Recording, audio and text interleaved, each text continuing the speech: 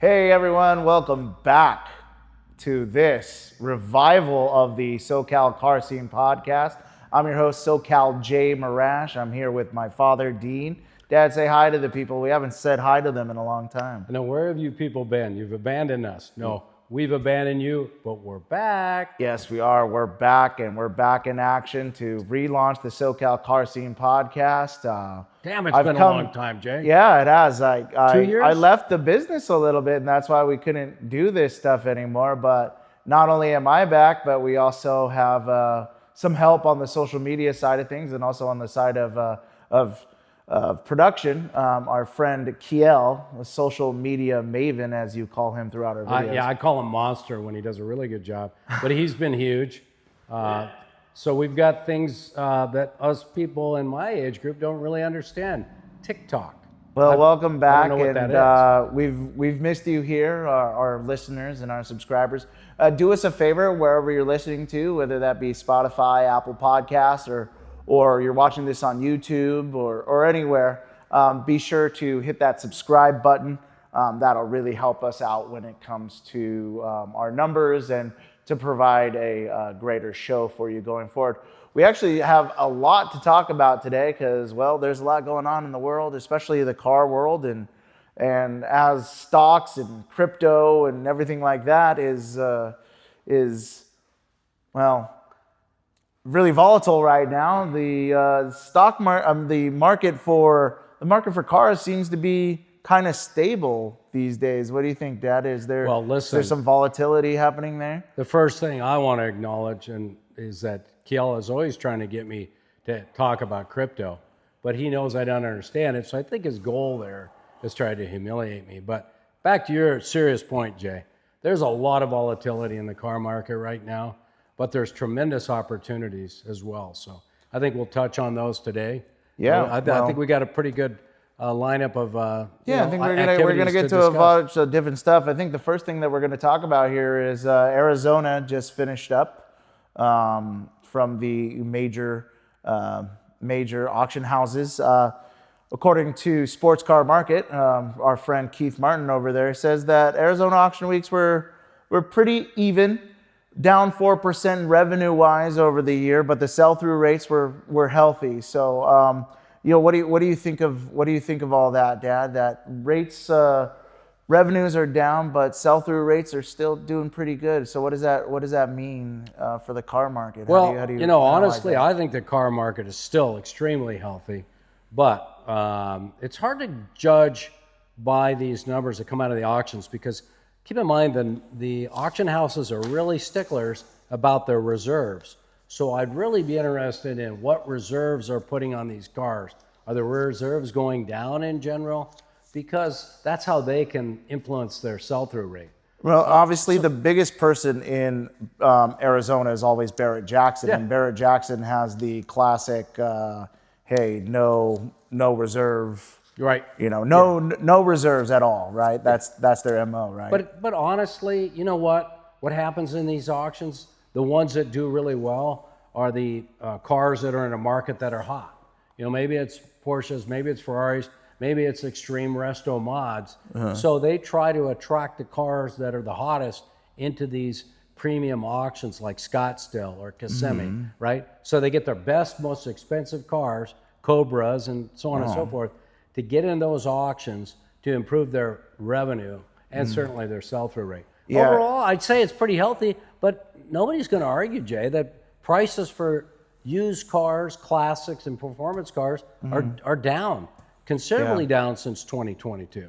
Well, because I think that's what we're seeing in the equity markets right now, right? Housing market, everything like that. There seems to be a correction. Maybe that the market was overheated for the last 2 years in all types of investment equities and securities and all that. I couldn't agree more, right? Let's face it, 2022, 2021, and certainly 2020, we created artificial demand for investments because we put a lot of money in the system. People received the money, companies received the money, and then what they do? They went out and bought toys like we have here at SoCal Classic Car Storage. And they had time on their hands, but they didn't have any space. So they went out and bought what? Watches, cars, houses. Yeah, whatever whatever they and want. the prices just kept going up and up and up. I bought collectibles, right? You know, in baseball and football, and Sure. those went through the roof. I don't know if you guys bought any baseball cards then, but you know, they jumped like 50%. But all of that era has come out of that, Jay, and now I think it's normalized and we're in a healthy market again. Yeah, and we've been talking about that correction that's occurring. Although, well, the good news is it doesn't seem to be that big of a correction, and is not as wild of a swing in general, right? No. Based off these results and based on what Keith Martin's telling us, right? Yeah. That the swings, while maybe going in a negative direction, I mean, 4% revenue down year over year, that ain't terrible. No, it's not bad. No. I mean, there are certain cars. Nothing to get like, hey, we need to, sell. sell. There are certain cars that got hit really hard, right? The SF90 from Ferrari is an example. Right. It probably lost 30% in a 2 or 3 year period since people bought it. But, okay, you know, if you just focused on that for a second, you say, what the hell's going on? But Ferrari cannibalized themselves, rolled out a 296 that cannibalized the market for the SF90. That pretty much wiped out the resale market for those cars. Porsche's done the same thing with rolling out their new GT3 RS with Aero, and other companies have done the same. So these markets are very nuanced. One example, I don't know if you remember the G-Wagon. You couldn't buy one of those for less than $75,000 over sticker, maybe $100 over sticker. Now you're seeing them sell under sticker new, and they're probably $150,000 in some cases less than they were. So that's okay, but it sounds extreme if you own that car, right? Or if you had to sell that car. Right. So then there's other places, right? So you can actually nuance this by saying, well, the overall car market is not bad. It's okay. Like, we're definitely in a holding pattern. You wouldn't recommend like overall to sell, but you wouldn't recommend to buy either, right? Like, no, I think it's a great time it's a hold strategy. To your point, is a great strategy. Listen, we've sold a lot of cars in the last 3 or 4 months here at SoCal Classic. So that tells me a lot about the market, right? Our customers coming to us, our network coming to us, our friends coming to us, say, hey, would you sell this, right? And, when we get the price right, these cars sell. Yeah. That's what I've noticed. So people still want to buy classic and investment grade vehicles, right? But they're much more price sensitive. But they just don't want to buy it at yesterday's prices. That's correct. Right. So now seems to be like there's a surplus of supply of these cars at certain prices, and now everybody's like, well, nobody wants to buy these cars at inflated X price. Right. And now we're like saying, well, the real price is probably 5-10% below what someone would have paid for it 2 years ago. Right. And what you just described is a very healthy market, right? Now, granted, there are some cars that we don't recommend you buy if you're interested in appreciation, like the Alfa Romeos and the Aston Martins and so on and so forth. They depreciate fairly rapidly. So does a new Mercedes-Benz. So does a new BMW. But that hasn't changed. It's been that way for a long time. Yeah. Right? That's not news. Well, the old ways are still staying the same, right? You're saying that BMWs are going to, still, depreciate significantly as soon as you drive it off the lot. Right. Yeah, unless you bought one of 200 of the brand new competition sport M4 whatever, right? Something very limited. Yeah. So these Porsches that we're looking at are a good example where if you buy something that's under a scarcity of less than 2, 3, or 400, and that's all that came to the United States, then you got an automatic opportunity for a quick investment, maybe in the next 2 or 3 years. But generally speaking, all these cars are going to depreciate that are brand new.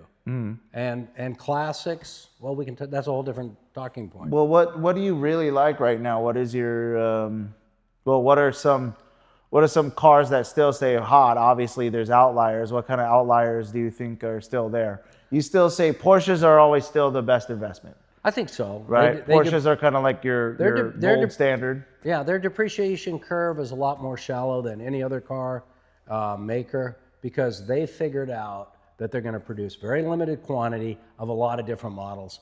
And then they're going to have a lot of different colors. And then they're going to say, paint to sample, which means there's only a few of those. So they're really good at creating scarcity. And so their customers go out and buy 2, 3, 4, and they're obviously chasing them from an investment Right. So standpoint. they create themselves like an artificial market, so to speak, right? Yeah, it might be. It might be. So what other car companies do I recommend right now?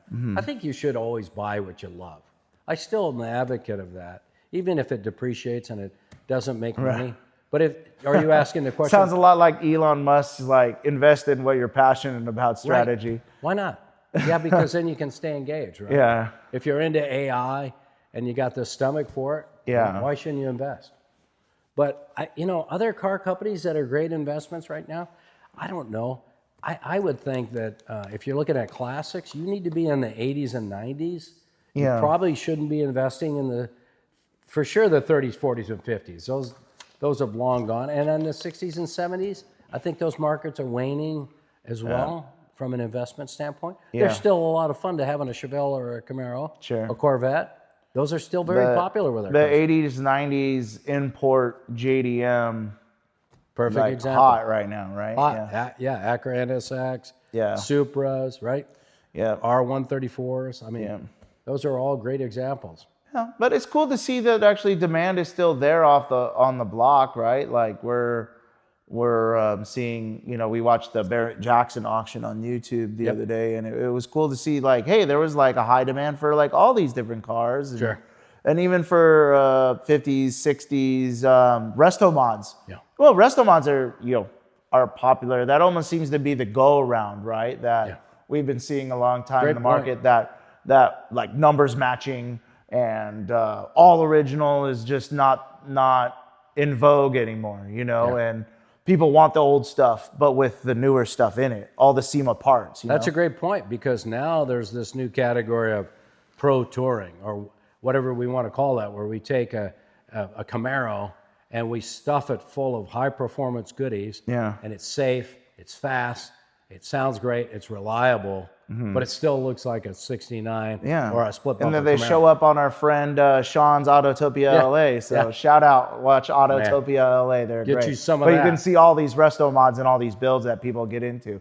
And it's kind of interesting too, because, those things are so hard to price. How do you figure out, when we get a car for consignment that's like heavily, resto modded, it's hard to figure out the price of these things. And so auction is the best way to see what the market is paying for these kind of cars. Yeah, it's so difficult. You'll see a car sell at auction like a 69 Camaro, and it goes for $300,000. Everybody's like, oh my God, the Camaros are going through the roof. My bet is the car costs $500,000 or $600,000 to build. Typically, the cars that are being built, the return is like a discount of 50 to 55%. That's how much you lose by building the car. Yeah. So builders, keep that in mind. Or people that buy their first build for passion. Yeah. Build for fun. Build for fun. But listen, we're in the car storage business, Jay, and we don't. One of the things, we don't have a shortage of demand for our services. We got 3 to 4 buildings fill, and the phone's ringing every day, and so. And new competitors are popping up everywhere. Right. Trying to get into the car storage business. So the market has to be healthy. Yeah. Don't you think? I mean, here's the thing: is that it's just like that people are sitting on supply. They're sitting on, product. There's no shortage of it. In fact, it's just only growing. But speaking of customization, we should probably move on to our next topic. And I guess you wouldn't call it customizing it, but it's definitely changing of a classic icon. There's rumors out there that Ford has applied for a patent for a concept called the Mach 4. And what the rumor on the street is that this is going to be a 4-door Mustang. Now, I don't know, what's your whole idea about thinking about what a 4-door Mustang could actually look like? Is that sacrilegious? Because I remember when they released the 4-door Bronco, I think I nearly wanted to start a coup or something like that. So, what do you think of this idea of the 4-door Mustang? Jay did start a coup. You should go back. I definitely got on the internet and complained about that one. Look at one of our old podcasts. Yep. Jay had a strong opinion. But I think the opinion is worthy. So listen, my view is 4 doors are not what a Mustang should be. Right. Now, but we said the same thing about that E-Type or whatever they call that, Mach 1 or whatever that was. Yeah, the Mach-E. Mach-E. Which resembles nothing of a Mustang, by the way. No, but I see a ton of them, Jay. Yeah. I'll be honest with you. I see a ton of them. And going up and down the street. So they've sold them. Mm-hmm. But it's more of an SUV than it is a Mustang. Right. So I don't know. I guess I wait with great degree of skepticism. I felt like they screwed up the Charger that way. Why did the frickin' Dodge have to create a 4-door Charger? What the hell was that? Yeah, for sure. Why'd they do that? I don't know. But yet again, though, here's the thing. I like those 4-door Chargers, like those early 2000s models Chargers now. Oh, okay. I think they look cool. And when they came out, I thought that they were ugly, but I think that they're cool now.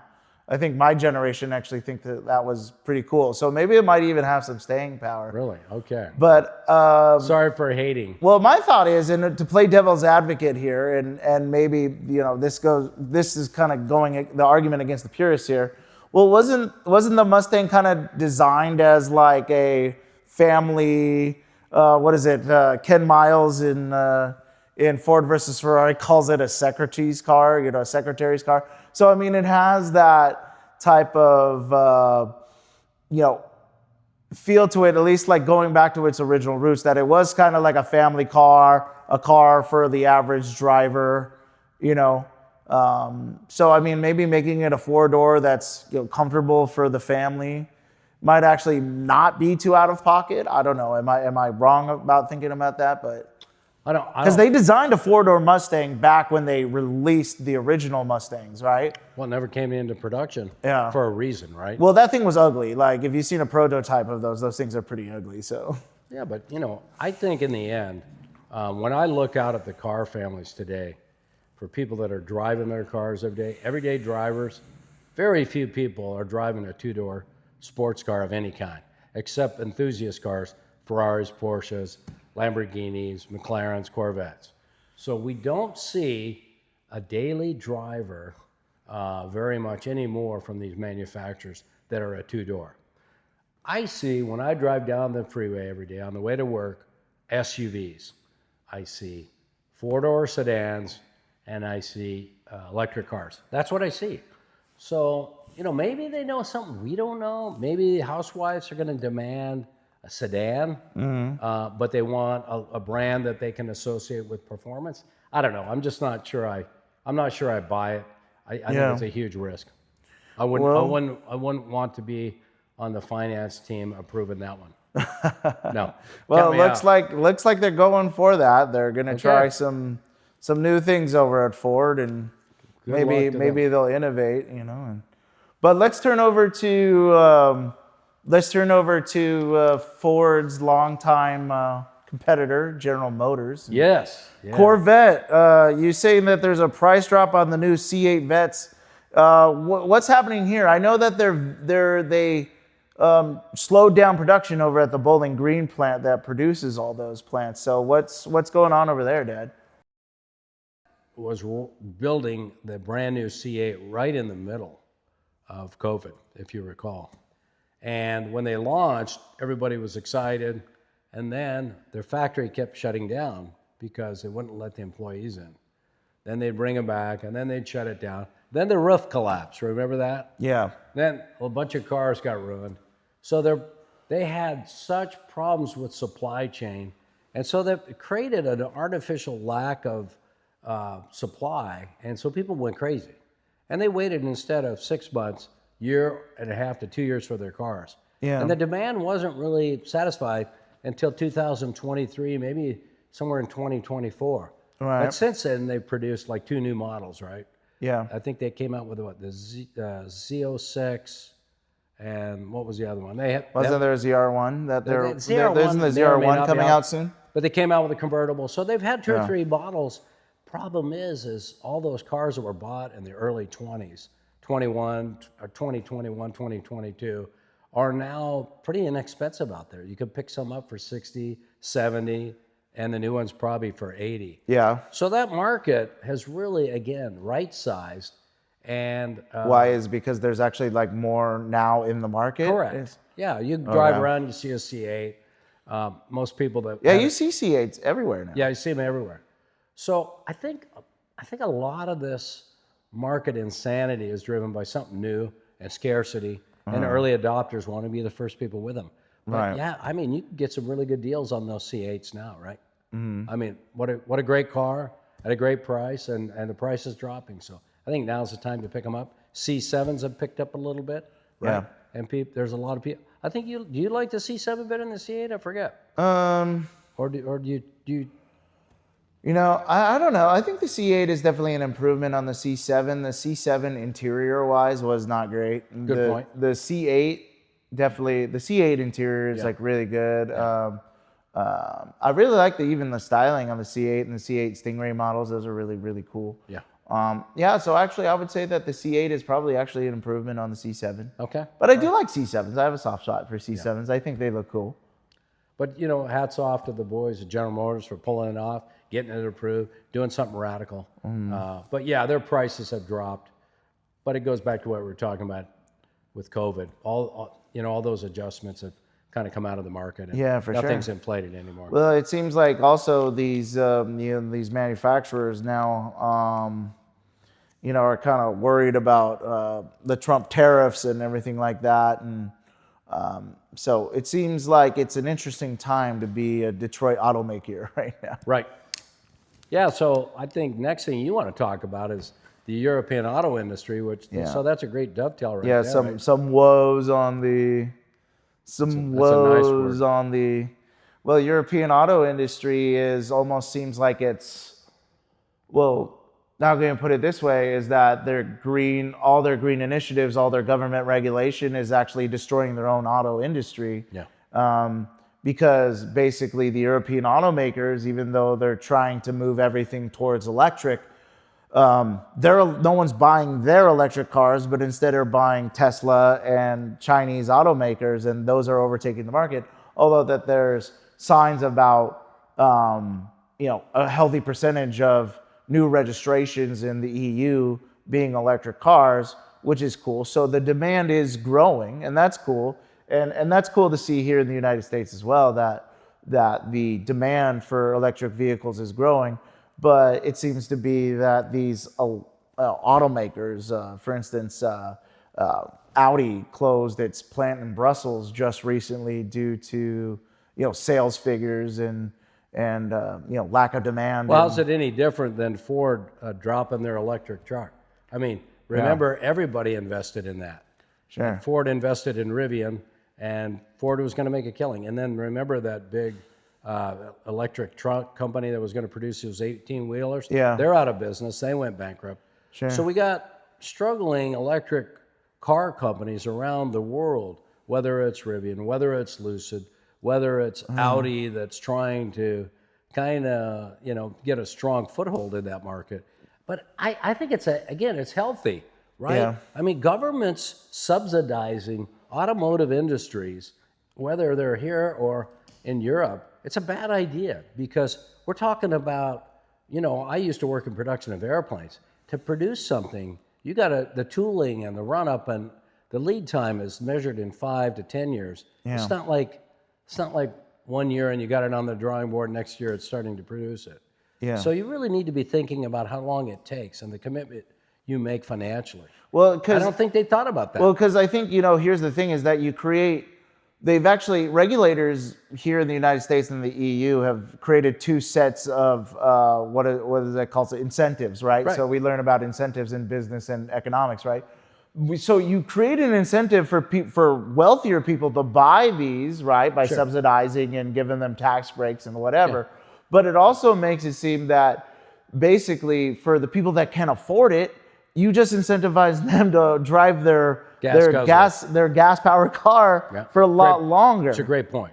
So it's kind of weird. Like, people can't make the tradition because they transition because they don't have the economic means to make the transition. Great point. And I think that's exactly what's happening in the EU at an even greater scale.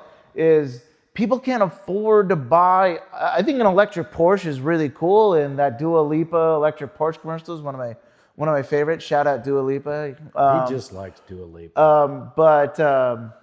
Who in Europe? I mean, who doesn't nobody like Dua nobody Lipa? in Italy drives a Ferrari, right? So who in the EU buys an electric car? You know, especially with these fancy European automakers, who can afford it? Well, I think there's another dynamic. It's a great question. And it seems like China does things at mass production and makes cheap, and so does Tesla. Tesla didn't used to be affordable, but Tesla's growing more and more affordable as the years go on. I think your point's really well taken about cost effectiveness and who you're appealing to.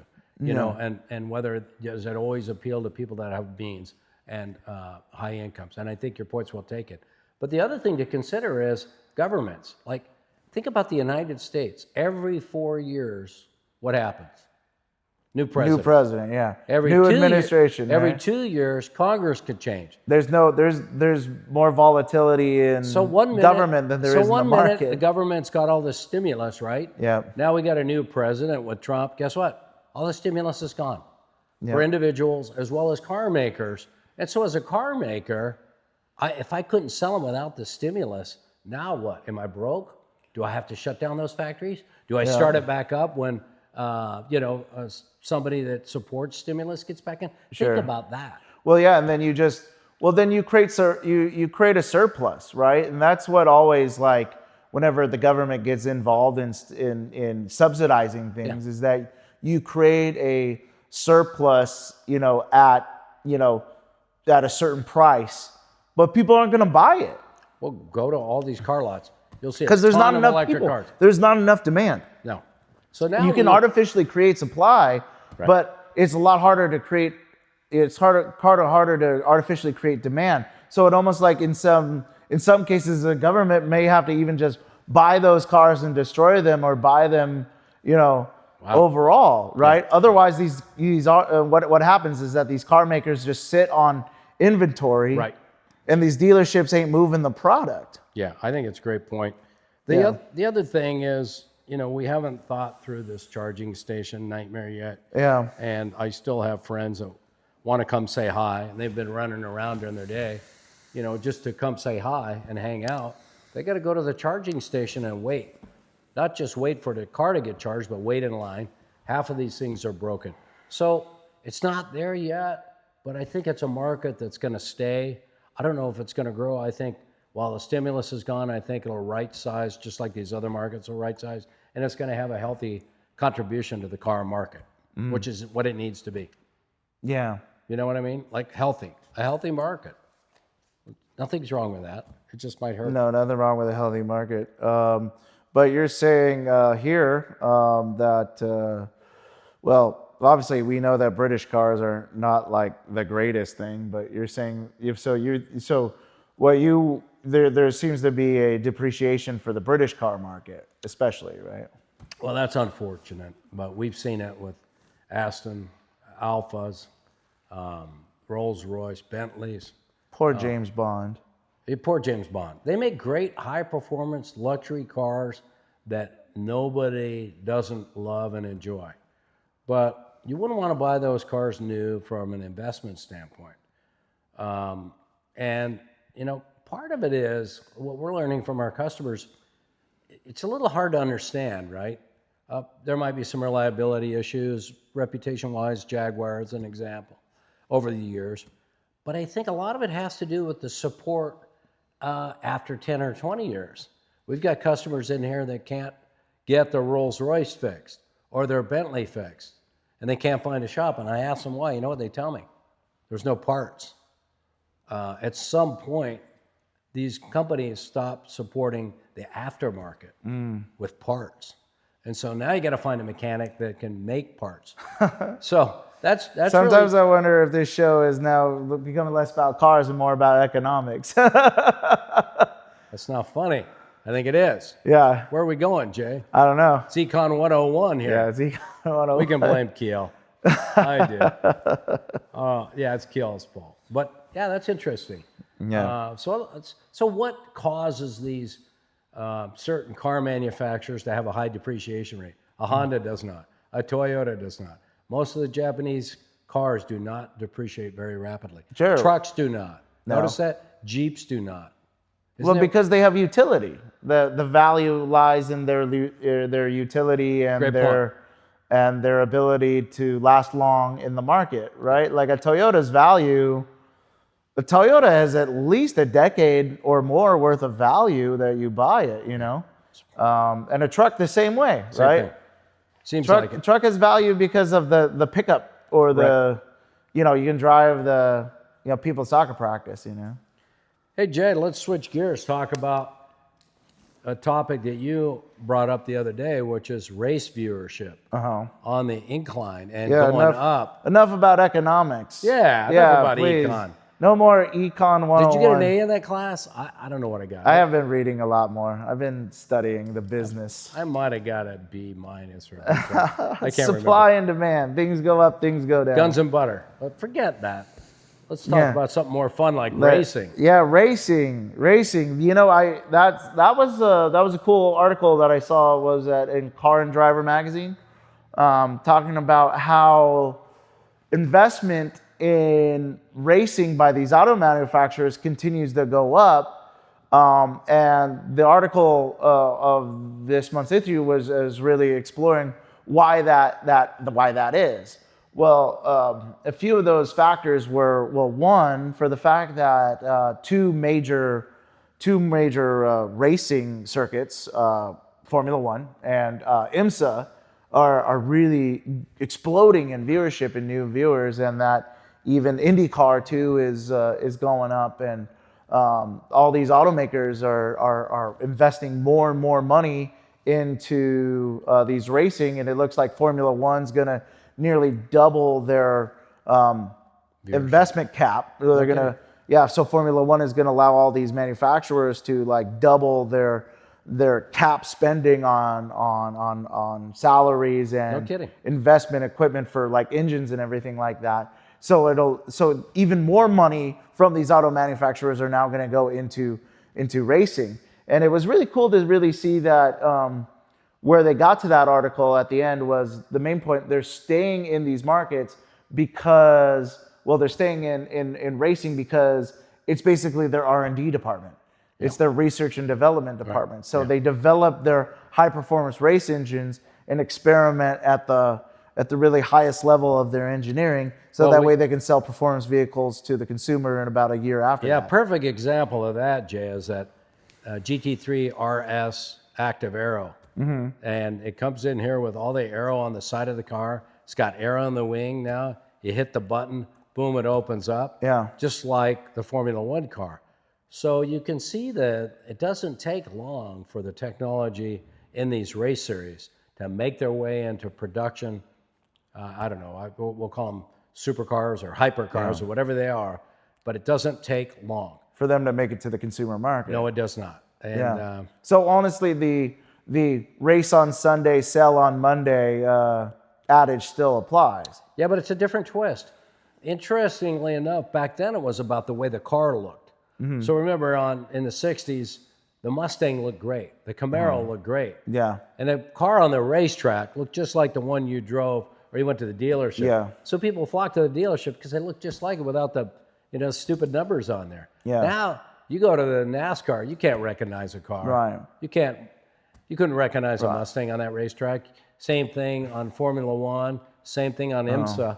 But the good news is it's the technology and the performance that's driving this relationship. Yeah, so it's the engineering that you may or may not see, right? Right. But the engineering is what you're going to see in the consumer models of these cars. Yeah, but you got to be committed. I mean, Chrysler was involved in NASCAR up until about 3 years ago. They had a race team, and they did really well, actually, in NASCAR. My brother-in-law was actively involved in that program. But they pulled the plug on all their racing. Why did they pull the plug? I think they decided to shift their investment out of racing primarily because they had a change in ownership. And the CEO or the executive, he believed that was a bad investment, that you can't demonstrate return on investment. Well, it's kind of like any business. sometimes it's really hard. This probably falls under marketing, right? R&D. It's hard to see the return on investment, don't you think? But it seemed like, going back to quantify it? Going back to General Motors, they were talking about how the General Motors likes to be involved in things like IMSA and is going to have a Formula 1 car in 2026 because they sell directly at the events. Sure. So they're actually getting deposits and getting commitments at these events for their latest and greatest sports cars. And because who can afford to go to a Formula 1 race anyway? Right. Certainly not here at SoCal Classic. Ouch. And that's why you need to subscribe, because that way our social media can more grow. subscribers. Good point. More subscribers, and then you can send me and Kiel and Dean to Formula 1. All right. Yeah. Our goal is to get to Vegas in the next 2 years. Yeah. So we need a lot more subscribers. And not just for SEMA. We want to go for the Formula 1 Las Vegas Grand Prix. So it's changed, but it's exciting to see that ramp up. To your point, and active participation in racing. I worried about where it was heading, but it shifted away from certain circuits, right, Jay? Like NASCAR. Yeah, NASCAR. It's on the decline. The Daytona 500 was just disappointing. Well, not just that, but it was boring. But NASCAR overall, the last 2-3 years, has really been on a sharp decline in viewership. Nobody seems to understand what's going on there. But in the meantime, Formula 1 has taken off. I mean, why are Formula 1 and IMSA doing so good? Is it just because is Formula 1 just like the interesting thing with the tracks, or is it because they go really fast? Is it because it's international appeal? I mean, it has all these different things. I think IMSA is kind of what NASCAR used to be, right? Like you can see your favorite cars, you can see your favorite consumer cars racing against other consumer brands. Yeah.